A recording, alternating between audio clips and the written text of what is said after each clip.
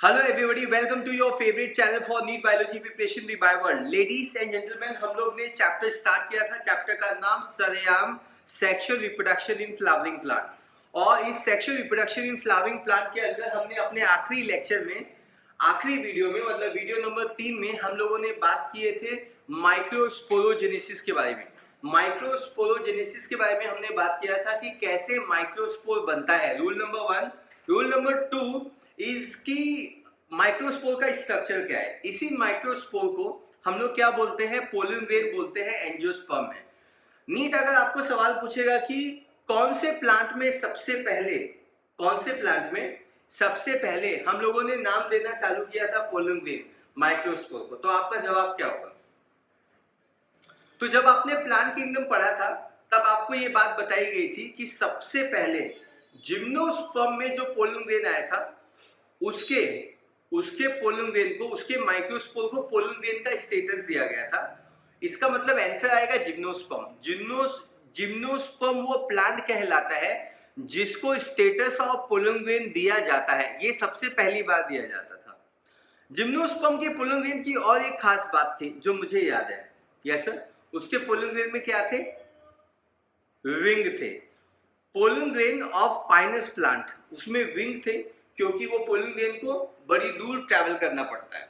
Yes sir, अपने pollination करने के लिए। यस सर, ये सारी बातें आपको जिम्नोस्पर्म के लाइफ साइकिल में, प्लांट किंगडम में आपने पढ़ा हुआ है। बट फिलहाल हम लोग बात कर रहे हैं आज इन स्मॉल 3 टॉपिक के बारे में, और टॉपिक का नाम है पोलन वायबिलिटी, पोलन एलर्जी और पोलन प्रोडक्ट। अपने आखिरी लेक्चर में हमने बात किए थे पोलन ग्रेन की स्ट्रक्चर के बारे में। पोलन ग्रेन की स्ट्रक्चर के बारे में एक छोटी सी चीज है जो हम बताना मिस कर दिए थे, तो पहले वो एक चीज बताएंगे और फिर हम पोलन वायबिलिटी और ये सारे जो टॉपिक्स है उसको कवर करेंगे। हमेशा समझ लीजिए, अगर कोई भी पोलन ग्रेन होता है, अगर किसी प्लांट के पोलन ग्रेन का पॉलिनेशन इंसेक्ट करता है। देखो, पॉलिनेशन का मतलब क्या होता है? पॉलिनेशन का मतलब होता है transfer of pollen grain from anther to stigma. अब ये जो पॉलिनेशन है ये कौन करेगा? ये हवा कर सकता है, यस सर। ये पानी कर सकता है, यस सर। ये इंसेक्ट कर सकता है, यस सर। तो कुछ ऐसे पोलन ग्रेन होते हैं जिनका पॉलिनेशन कौन करता है? इंसेक्ट करता है। So these are the pollen. कुछ ऐसे पोलन्स होते हैं, पोलन्स, यस सर। कुछ ऐसे पोलन्स होते हैं जिनका पॉलिनेशन कौन करेगा? इंसेक्ट। तो ऐसे pollen whose pollination is performed by insect, तो मैं यहाँ पे ब्रैकेट में लिखता हूं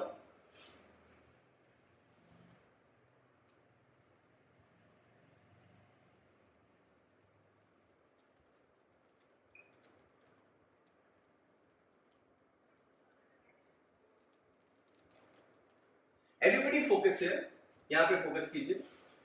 ऐसा pollen whose pollination performed by insect, जिसका पॉलिनेशन इंसेक्ट परफॉर्म करता है, यस सर। उस पोलन ग्रेन के ऊपर एक स्ट्रक्चर पाया जाता है एग्जाइम के ऊपर, जिसको हम बोलते हैं पोलन किट। क्या बोलते हैं?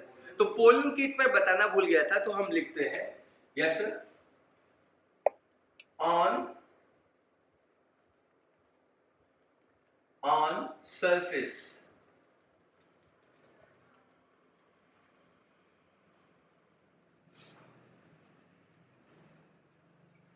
Yes sir, on surface. ऐसे पोलन उनके सरफेस पे, सरफेस ऑफ स्पोरोपोलिनिन। स्पोरोपोलिनिन क्या है सभी को पता है। Sporopollenin is a enzyme, yes sir. Sporopollenin पे there is a presence of pollen kit. So यहाँ पे देयर इज अ प्रेजेंट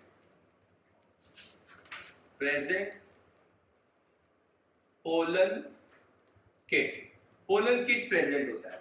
अब आप ये जानना चाहते हैं कि एग्जैक्टली में पोलन किट क्या होता है। इट इज अ लिपिड और कैरोटीनॉइड से बना हुआ केमिकल है। What is pollen kit? Pollen kit is made up of lipid and carotenoid. Carotenoid से बना हुआ स्ट्रक्चर प्रेजेंट रहता है। ये लिपिड और कैरोटीनॉइड से बना हुआ स्ट्रक्चर है। लिपिड से बना हुआ स्ट्रक्चर है, मतलब ये ऑयल होगा। और ऑयल का काम क्या होता है? स्टिक होना, एब्सोल्युटली करेक्ट। तो नीट अगर आपको सवाल पूछेगा कि what is the function of pollen kit, इस टॉपिक से रिलेटेड कैसे कैसे सवाल पूछे जाएंगे। सबसे पहला सवाल इस टॉपिक से रिलेटेड पूछा जाएगा कि पोलन किट क्या होता है, तो आपको जवाब देना है कि pollen kit it is a lipid and carotenoid से बना हुआ स्ट्रक्चर है जो स्पोरोपोलिनिन पे पाया जाता है, पहला चीज। दूसरा सवाल बनता है, ध्यान से फोकस करो, दूसरा सवाल ये बनता है कि what is the function of this pollen kit, तो आपको जवाब देना है पोलन किट जो होता है इट इज ऑयली केमिकल, ये ऑयली केमिकल है, तो इट प्रोवाइड स्टिकी, चिपचिपा, sticky nature, it provide sticky nature, ये स्टिकी नेचर देता है, एब्सोल्युटली करेक्ट है, ये स्टिकी नेचर देता है।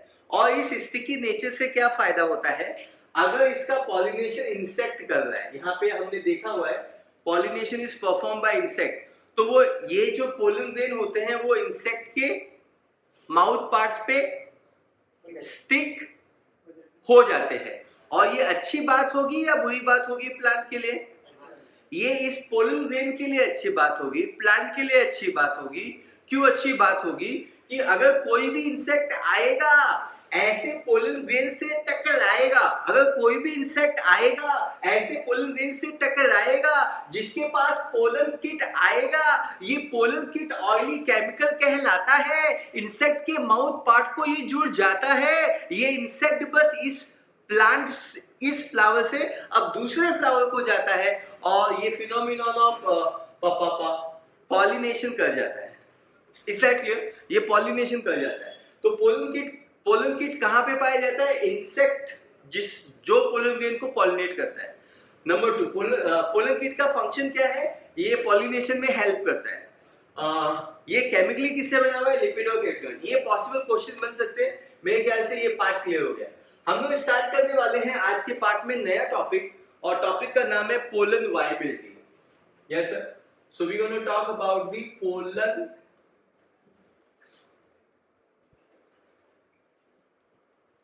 Pollen viability. यस सर, आज के लेक्चर का हमारा ये पहला पार्ट है।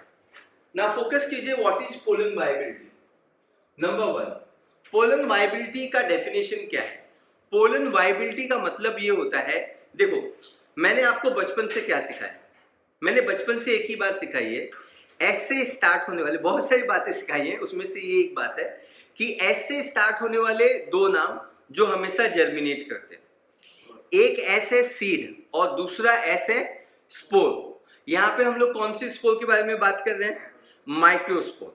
अच्छा, अगर सीड जर्मिनेट होगा तो रेडिकल और प्यूम्यूल देगा, रूट देगा, है ना।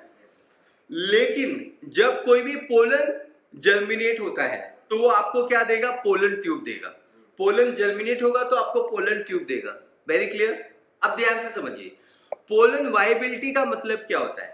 पोलन वायबिलिटी का मतलब होता है कि आपका पोलन, ये जो पर्टिकुलर पोलन है वो कितनी देर तक ये जर्मिनेट हो सकता है, the period for which pollen can germinate. Yes sir,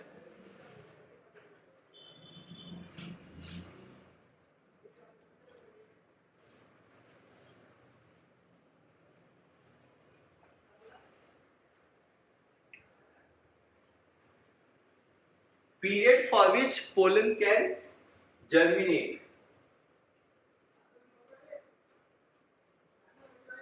अच्छा, वायबिलिटी का मतलब क्या होता है, वायबिलिटी का मतलब होता है जिंदा रहना, वायबिलिटी का मतलब होता है जिंदा रहना। तो अगर pollen period for which the pollen can germinate, अगर पोलन जर्मिनेट हो पा रहा है मतलब पोलन ग्रेन जिंदा है। यस, एकदम सिंपल है ना। तो कभी कभी क्या होता है, पोलन ग्रेन जैसे ही रिलीज होता है वो कुछ ही देर तक जिंदा रहता है, कुछ लोगों में ये इमीडिएटली जिंदा रहता है, आफ्टर सम टाइम ये मर जाता है, कुछ प्लांट में ये 30 मिनट तक जिंदा रहता है, कुछ प्लांट में ये कई महीनों तक जिंदा रहता है, कई एग्जाम्पल में ये कई दिनों तक, कई सालों तक जिंदा रहता है। सो ये अलग अलग एग्जाम्पल इसके पाए जाते हैं। तो सबसे पहले इसमें हम 4 एग्जाम्पल्स बात करने की कोशिश करेंगे। सबसे पहला एग्जाम्पल है जो हम लोग बात करेंगे, yes sir, So the period for which pollen can germinate or pollen retain the ability to germinate. Pollen retain ability to germinate. कितनी देर तक पोलन जर्मिनेट हो सकता है, वो एबिलिटी को हम लोग पोलन वायबिलिटी बोलते हैं। अब इसमें हम लोग सबसे पहला केस स्टडी करेंगे, वो केस जिसमें पोलन ना कुछ समय के लिए जिंदा रहता है। फॉर एग्जांपल आपको मालूम है बर्ड पॉलिनेटिंग, यस सर, कुछ फ्लावर्स जो होते हैं, some flowers pollinated in bird condition, some flower pollinated in bird condition। ऐसे फ्लावर जो बर्ड कंडीशन में फ्लावर करते, बर्ड कंडीशन में पॉलिनेट करते हैं, yes sir, they live for very short time, yes sir, pollen viable for short period। तो इनकी जो वायबिलिटी होगी वो बहुत ही कम होगी। लेकिन कुछ दूसरे एग्जांपल्स हैं, जैसे wheat and rice, wheat and rice, इसमें pollen can survive for 30 minutes. So wheat और राइस के लिए पोलन की वायबिलिटी 30 मिनट होगी। पोलन वायबिलिटी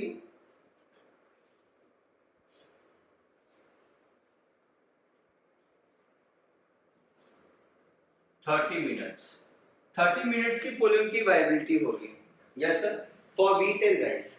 कुछ ऐसे प्लांट होते हैं जहां पे इवन मंथ तक, सी एग्जांपल, ऐसे प्लांट होते हैं जो बिलोंग करते हैं लेगुमिनेसी फैमिली में, सोलेनेसी फैमिली। लेगुमिनेसी फैमिली और सोलेनेसी फैमिली दोनों फैमिली आपके सिलेबस का है।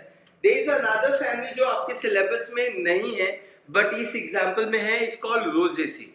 ये जो तीन फैमिली के प्लांट है, कौन सा फैमिली? Leguminosae, Solanaceae. फैबेसी को ही हम लोग लेगुमिनेसी कंसीडर करते हैं, वो उसकी सब family, Leguminosae is a sub family of fabaceae, yes sir. तो लेगुमिनेसी मतलब पी की फैमिली, मटर की फैमिली, ग्राउंड नट की फैमिली, ग्रीन पीस की फैमिली, यस सर, पी की family. Then there is a solanaceae, solanaceae में कौन आता है? सोलनम टुबरोसम, आलू की फैमिली, पोटैटो की फैमिली, यस सर, ब्रिंजल की family, yes sir, eggplant, brinjal, वांग्या, यस सर, बैगन, okay. Then there is a third family called Rosaceae.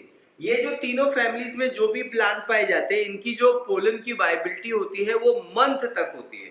तो ये हो गया कुछ समय के लिए, कुछ पीरियड के लिए, कुछ मिनट के लिए, ये 30 मिनट के लिए। अब हम मंथ की तरफ मूव ऑन कर रहे हैं, yes sir. So pollens of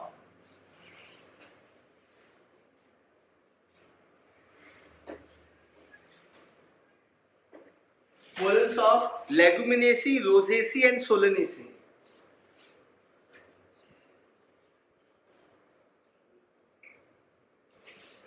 Solanaceae and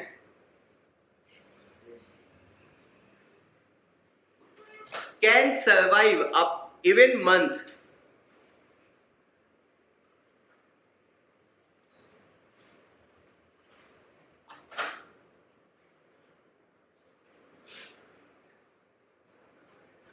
ये महीनों तक सर्वाइव हो सकते हैं। क्या आप पोलन को स्टोर कर सकते हैं? Yes sir. आप पोलन को, अगर आप चाहते हैं कि पोलन कई सालों तक आपके यहाँ जिंदा रहे मतलब they should retain the ability to germinate, they retain the ability to giving rise to pollen tube।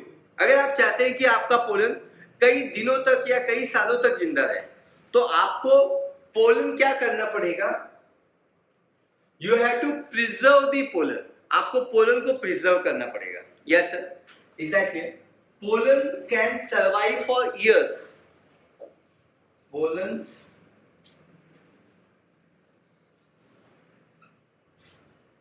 Survive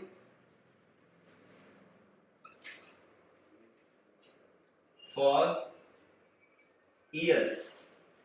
अब सालों तक ये कैसे सर्वाइव होगा? जब आप इसको प्रिजर्व कर देंगे। प्रिजर्व हम कहां करते हैं? प्रिजर्व हम हमेशा करते हैं लिक्विड नाइट्रोजन में। कहां प्रिजर्व करते हैं? लिक्विड नाइट्रोजन में -196 डिग्री सेल्सियस। 196 नाही सांगितलं, -196 डिग्री सेल्सियस। तो आप ध्यान से समझिए, survive by preserving in liquid nitrogen at -196 degree Celsius. आपको पता होना चाहिए कि ये -196 डिग्री सेल्सियस है। यस सर, आई होप आपको ये विजिबल है इस समय। Yes sir, so by preserving in liquid nitrogen at -196 degree Celsius. कोई क्लास में बच्चा या ऑफलाइन ऑनलाइन जो भी बच्चा है वो बता सकता है, मुझे कमेंट कर सकता है कि लिक्विड नाइट्रोजन हम क्यों इस्तेमाल करते हैं? why liquid? What about liquid oxygen? What about liquid hydrogen? What about our blood? हमारे ब्लड में इसको डाल के प्रिजर्व कर दो। सो ध्यान से समझना है इसको। यस सर, अच्छे से सीखो। ये जो नाइट्रोजन है ना, nitrogen, between the nitrogen there is a triple. कितनी बार मैंने बताया, between the nitrogen there is a triple bond. Nitrogen के बीच में ट्रिपल बॉन्ड है, और कोई इसको ब्रेक करके इसको रिएक्ट हो सकता है क्या? अगर आप अपना पोलन ग्रेन, अगर आप कोई भी पोलन ग्रेन जो आप प्रिजर्व करना चाहते हैं, अगर आप वो लिक्विड नाइट्रोजन में रखेंगे तो क्या कोई भी केमिकल इस लिक्विड नाइट्रोजन से रिएक्ट हो सकता है क्या? नहीं हो सकता है। क्यों नहीं हो सकता है? क्योंकि ये बहुत ही स्टेबल है, ये बहुत ही इनर्ट है, इनर्ट, ऑलमोस्ट इनर्ट है। जैसे हीलियम, नियॉन, आर्गन मैंने सब पढ़ाया था आपको। Yes sir, chemistry of Nobel prize, noble element, sorry. Yes sir, is that clear? So ये जो लिक्विड नाइट्रोजन है ये बहुत ही स्टेबल है, ये बहुत ही इनर्ट है। मुझे समझ में आ रहा है? ये बहुत ही इनर्ट है, स्टेबल है। यस सर, तो कोई भी प्रॉब्लम नहीं आती है, ये रिएक्ट नहीं होगा। और -196 मतलब बहुत ही लो टेम्परेचर है, तो लो टेम्परेचर पे कोई भी मेटाबॉलिक रिएक्शंस नहीं होंगे और वो जिंदा भी रहेगा और शांत रहेगा, वो सर्वाइव करेगा। So pollen can survive for years by preserving in liquid nitrogen at -196 degree Celsius. Yes sir, इस फिनोमिनन को हम क्या बोलते हैं? यस सर, इस फिनोमिनन को जो अभी आपने सीखा, ये जो फिनोमिनन है, और इसको हम लोग क्या बोलते हैं? This phenomenon is called as a cryopreservation. बोलो, क्रायो प्रिजर्वेशन। क्रायो का मतलब कोल्ड, प्रिजर्वेशन का मतलब होता है preserving. Preserving under the cold condition is called cryo preservation.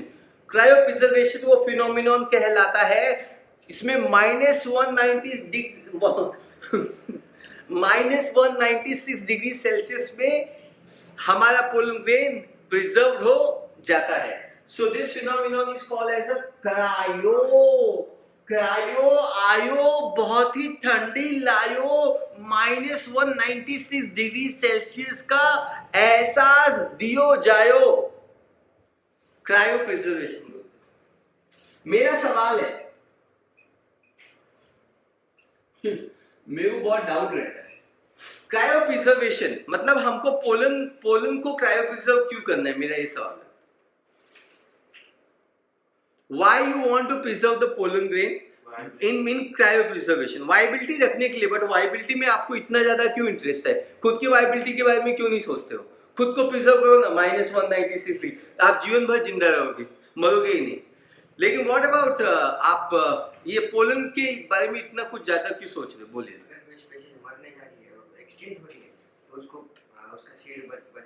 मेरे को इंटरेस्ट नहीं है मरने वालों को बचाने में, मर जाओ। यस पॉलिनेशन मैं वैसे भी कर सकता हूँ, मतलब प्लांट वैसे भी कर सकते हैं, मैं कुछ नहीं कर सकता हूँ। आपने आपको एक यूनिट है, यूनिट नंबर 8, जो आई थिंक मैं आज से स्टार्ट कर रहा हूँ, आज आपको पहला वीडियो आएगा। यूनिट नंबर 8 में 3 चैप्टर है, health and disease, plant breeding, enhancement in food production. उसमें ना प्लांट ब्रीडिंग है। क्या है? Plant breeding. प्लांट ब्रीडिंग में ना हम लोग ना प्लांट तरीके से दो प्लांट के बीच में रिप्रोड्यूस करवाते हैं, आर्टिफिशियल तरीके से। अब अगर आप ये दो प्लांट के बीच में आर्टिफिशियल तरीके से रिप्रोड्यूस करवाते हैं तो इसका पोलन ग्रेन और इसका अंडा प्रिजर्व रहना चाहिए ना। Is that clear? सो हमारे जितने भी -196 डिग्री सेल्सियस में लिक्विड नाइट्रोजन में हम जो भी पोलन को प्रिजर्व करते हैं, हम उसको एक बैंक में रखते हैं। जैसे आप अपने पैसे रखते हैं बैंक में और उसको मनी बैंक बोलते हैं, छोटे बच्चे अपना मनी बैंक ऐसा छिपा के पैसे डाल के रखते हैं, वैसे ही पोलन ग्रेन को भी -196 degree Celsius in liquid nitrogen में प्रिजर्व किया जाता है और उस बैंक का नाम होता है पोलन बैंक। वाओ, क्या समझाते हो आप, क्या समझते हो? इसको क्या बोलते हैं अपन? पोलन बैंक बोलते हैं। पोलन बैंक जैसे मनी बैंक होता है वैसे पोलन बैंक है। मनी बैंक में मनी रहेगा, पोलन बैंक में अलग अलग पोलन ग्रेन रहेंगे। तो अगर मैं साइंटिस्ट हूं और मुझे ए प्लांट और बी प्लांट के बीच में क्रॉस करवाना है, प्लांट ब्रीडिंग करवानी है, तो पता चला ए प्लांट जिंदा ही नहीं है, ए प्लांट जिंदा नहीं है, तो ये सब जो पोलन बैंक है या क्रायो प्रिजर्वेशन है, यस सर, ये आपको हेल्प करता है कि आप अपना प्लांट ब्रीडिंग प्रोग्राम, आपके प्लांट ब्रीडिंग प्रोग्राम को सपोर्ट करता है, सेकेंडरी सपोर्ट देता है, प्राइमरी सपोर्ट देता है, सेकेंडरी क्या? Yes sir. सो मैं लिखूंगा यहाँ पे they can be used in plant breeding program. Yes sir, so I am writing here they can be used in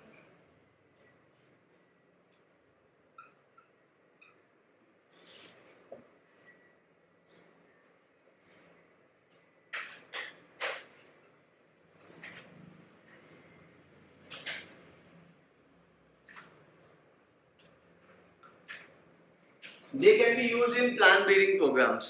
Yes sir.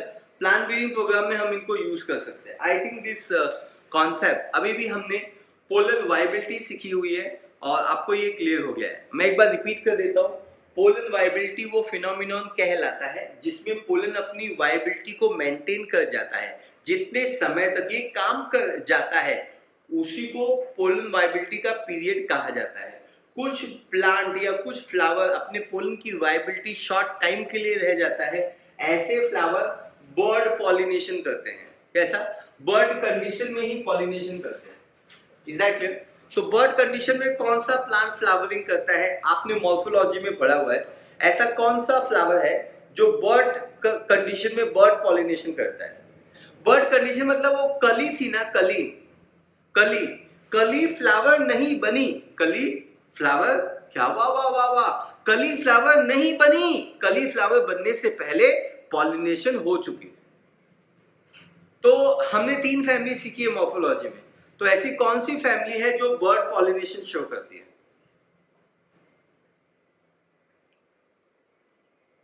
Fabaceae.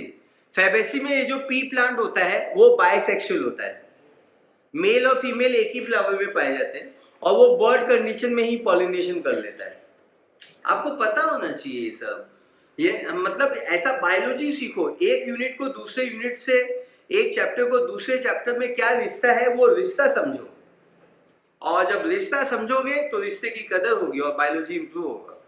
So ladies and gentleman, wheat और rice में pollen 30 minute तक ही जिंदा रहता है। Even month, Rosaceae, Solanaceae, Leguminosae ये कई महीनों तक भी जिंदा रह सकते हैं। बट अगर आप चाहते हो कि सालों तक ये जिंदा रहे तो भी आप ये कर सकते हो, बट ये एक आर्टिफिशियल तरीका हो जाएगा, ना कि नेचुरल तरीका। और इस आर्टिफिशियल तरीके को हम बोलते हैं क्रायो प्रिजर्वेशन, और जो जगह जहाँ पे पोलन प्रिजर्व किए जाएंगे उसको पोलन बैंक बोलेंगे। और इस बैंक का इस्तेमाल पोलन को मांगने के लिए साइंटिस्ट कर सकते हैं अपने प्लांट ब्रीडिंग प्रोग्राम के हिसाब से। Yes sir, so I think this particular part is very very clear India, and now we going to talk about the pollen allergy. Yes, absolutely correct. तो मेरे प्यारे बच्चों, अब हम लोग जा रहे हैं बात करने पोलन एलर्जी के बारे में। अभी हमने पोलन वायबिलिटी के बारे में बात की है, now we going to talk about the pollen allergy. जब मैं पोलन एलर्जी के बारे में बात करता हूं तो एलर्जी का मतलब क्या होता है? सबसे पहले एलर्जी का मतलब, चलो स्टार्ट करते हैं। यहाँ पे ऑब्वियसली ये टॉपिक है तो आप, अच्छा मैं फिर से लिख देता हूं। नंबर 1 या title,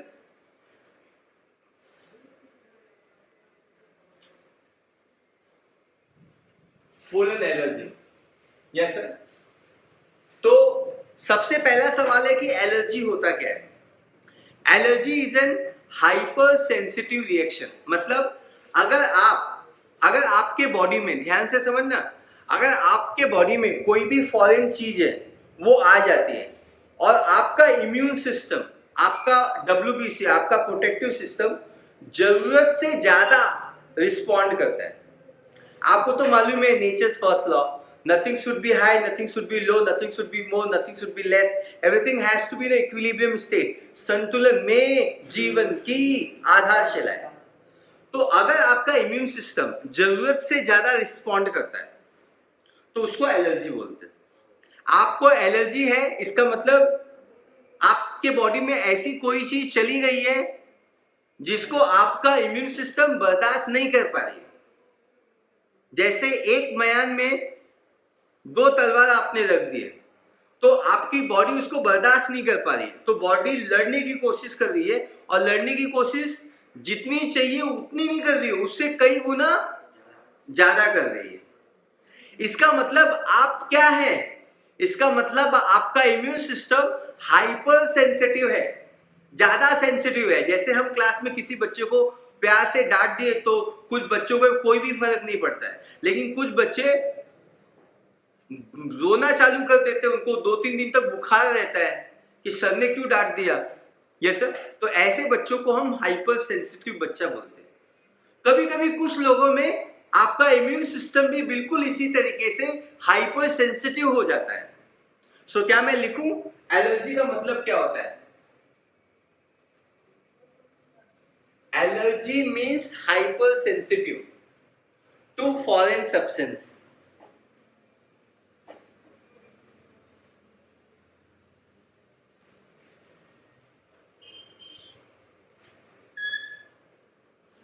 Hypersensitive to foreign substances.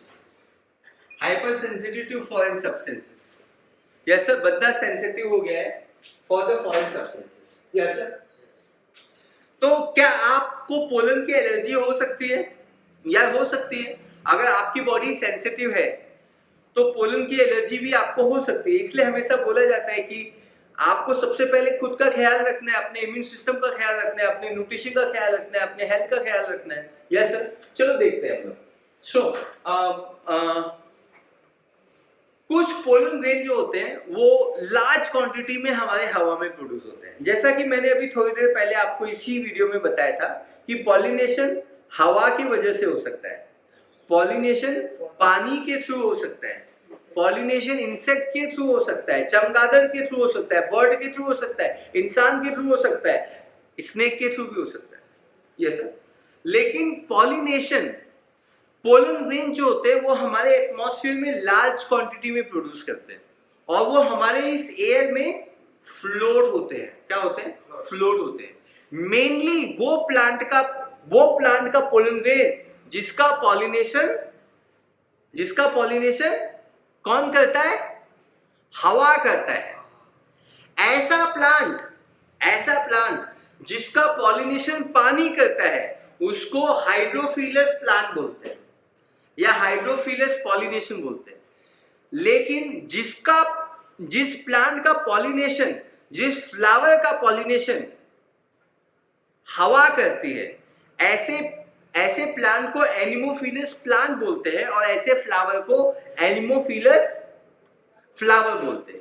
So pollen release in air, pollens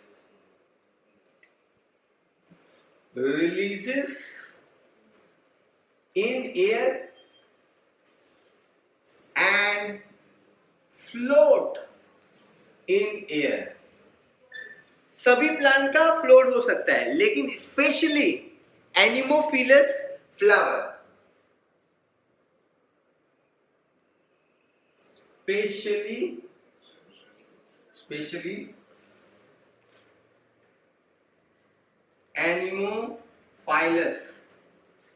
एनिमोफाइलस flower, specially anemophilous flower, ऐसा एनिमोफाइलस फ्लावर। एनिमो मतलब एनिमल नहीं होता है, वो एनिमल अलग है, ANI होता है, ये ANE है। ये सबसे पहला मिस्टेक है जो सभी बच्चे इस टॉपिक में करते हैं। एनिमोफिलस फ्लावर का मतलब होता है ऐसा फ्लावर जिसका पॉलिनेशन वाह हवा करती है। ये कौन करती है? हवा। So anemophilous flowers. Yes sir. Anemo word का मतलब होता है हमेशा एयर, इस बात को आप याद रखना। Yes sir, exactly. तो क्या ऐसा चांसेस होता है कि ये जो पोलन ग्रेन है सांस के थ्रू, रेस्पिरेटरी ट्रैक के थ्रू आपके रेस्पिरेटरी सिस्टम में आ जाए? They become the part of your respiratory part, मतलब आपके रेस्पिरेशन में आके लॉज हो सकते हैं, मतलब यहाँ पे आ सकते हैं। Yes sir. So there is अ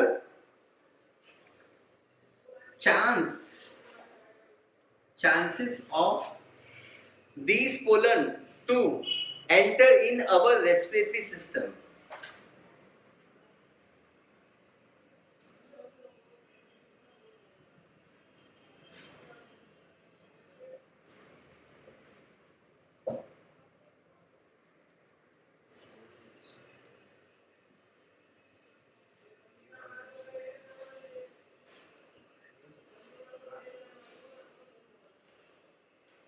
तो ये हमारे रेस्पिरेटरी सिस्टम में आते हैं, और जब ये हमारे रेस्पिरेटरी सिस्टम में आते हैं तो ये हमको एलर्जिक रिएक्शन कॉज करते हैं। सबसे पहली जो एलर्जी होती है, yes sir, is called as a condition हमको कॉज करते हैं।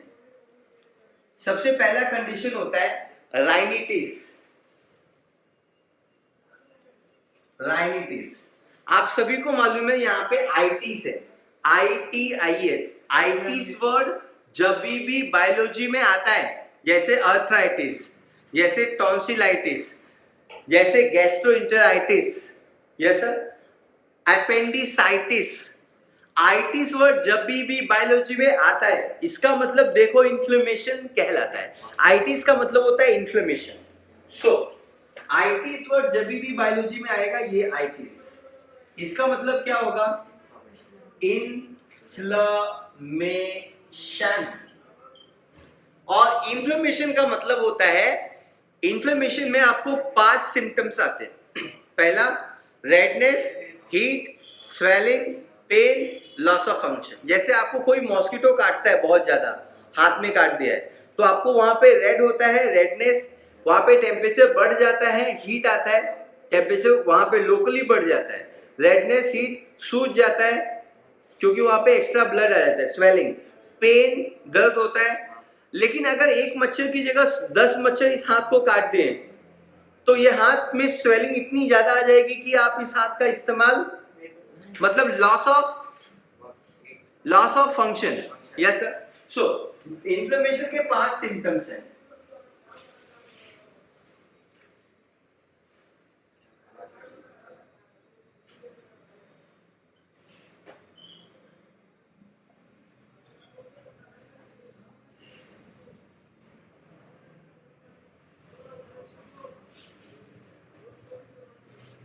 Redness, heat, swelling, pain, loss of function. Yes sir. So rhinitis एक पहला कंडीशन है जो रेस्पिरेटरी डिसऑर्डर्स, कंडीशंस का मतलब होता है यहाँ पे डिसऑर्डर्स कॉज करते हैं।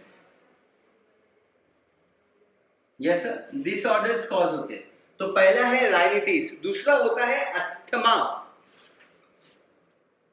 अस्थमा मैंने अभी आई थिंक 2 दिन पहले मैंने लाइव लेक्चर में जो 2:30 होता है उस समय मैंने आपको बताया हुआ है chapter called breathing and exchange of gases, आप उसको सुन लीजिएगा डिटेल में।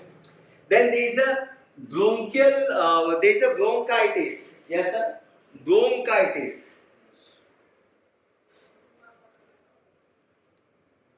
यहाँ पे भी आइटिस आ गया है, आप समझ सकते हैं, यहाँ पे भी आइटिस आ गया है। आइटिस का मतलब होता है आपका जो ब्रोंकाई होता है उसमें देयर इज सम प्रॉब्लम, मतलब there is redness, heat, swelling, pain, loss of function, ये सारे जो सिम्टम्स है आइटिस के, इन्फ्लेमेशन है, ये अब ब्रोंकाई में आ जाता है। तो ये सारे कंडीशन आप में आ जाते हैं। तो इसका क्या इलाज है? इसका ये इलाज है, एक ब्रोंकाइटिस जो होती है वो ब्रोंकियल एलर्जी होती है।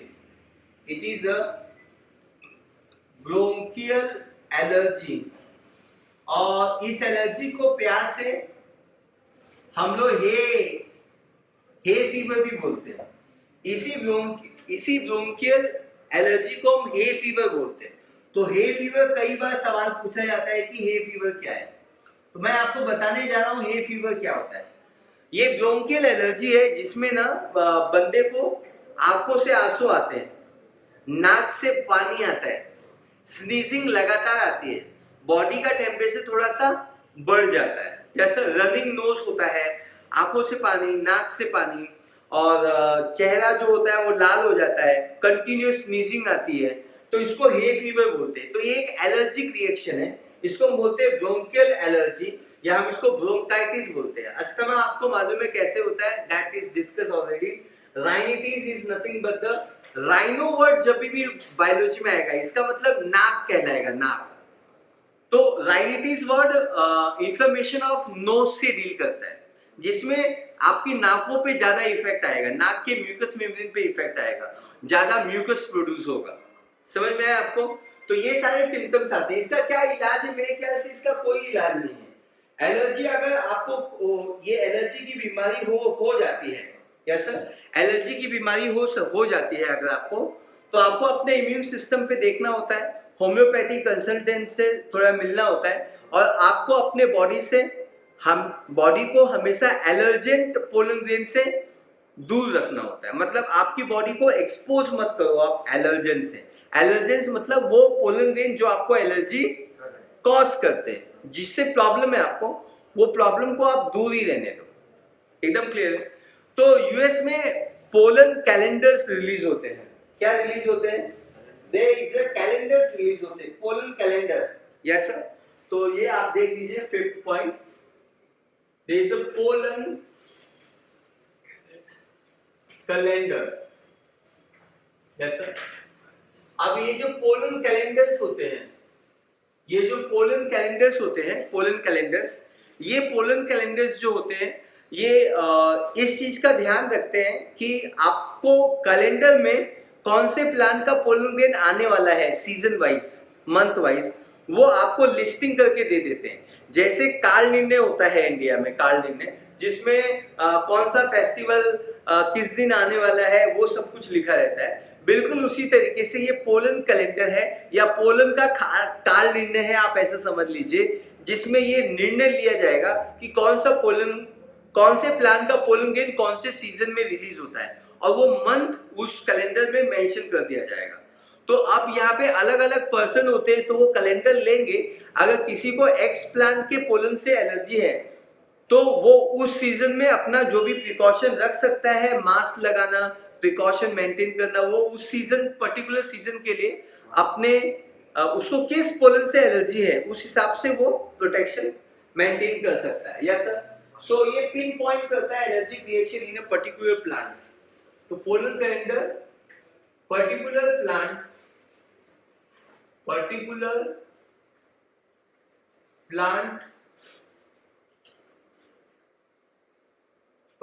प्लांट्स पोलन्स को पिन पॉइंट करता है कि ये पर्टिकुलर प्लांट इस सीजन में आएगा, सितंबर में आएगा, अक्टूबर में आएगा। तो आपको सितंबर वाले पोलन ग्रेन से प्रॉब्लम है तो सितंबर में आप मास्क लगा के जाना, ज्यादा चीजों को एक्सपोज मत करना, दवा अपने बाजू में रखना। अगर आपको एलर्जी हो गई तो आपको कौन सी मेडिसिन खानी है, अस्थमा का अटैक आ गया तो कौन सी एलर्जी खानी है, कौन सी मेडिसिन खानी है आपको, उसकी आप तैयारी करके रख सकते हैं। Yes sir. We move on to a last part, last part, we move to last part, and this last part कि इंडिया में ज्यादा से ज्यादा पोलन की जो एलर्जी है वो किस प्लांट की है. So there is a plant called carrot grass. There is a plant called carrot grass, और इसको हम बोलते हैं पार्थेनियम. क्या बोलते हैं हम इसको? पार्थेनियम. अब ये जो प्लांट होता है इसको हम कॉमनली कैरेट ग्रास बोलते हैं. ये इंडिया का नहीं है. ये इंडिया में कहां से आया? वीट के थ्रू, गेहूं के प्लांट के थ्रू या गेहूं के थ्रू इंपोर्ट होके आया. Yes sir. So imported. और हाँ, ये पर्टिकुलर एग्जांपल आप यूनिट नंबर 10 में भी सीखेंगे, इकोसिस्टम चैप्टर. Yes sir. तो आप थोड़ा सा अलर्ट रहिए इसको सीखने के लिए. दो चैप्टर में है तो जरा सीखिए. कैरेट ग्रास, इसका नाम क्या है? Parthenium. Imported with wheat. Imported with wheat. गेहूं के साथ ही इंपोर्ट किया गया है. Yes sir. Is that clear? और ये कंटैमिनेंट है. Yes sir. ये कंटैमिनेंट प्लांट है. कंटैमिनेंट समझता है आपको? कंटैमिनेट समझता है? मतलब आपके पानी अगर गंदा है तो कंटैमिनेट है.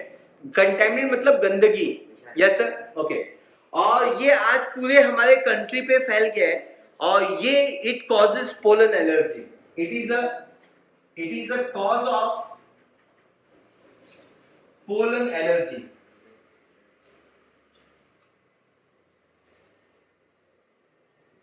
It is the cause of pollen allergy.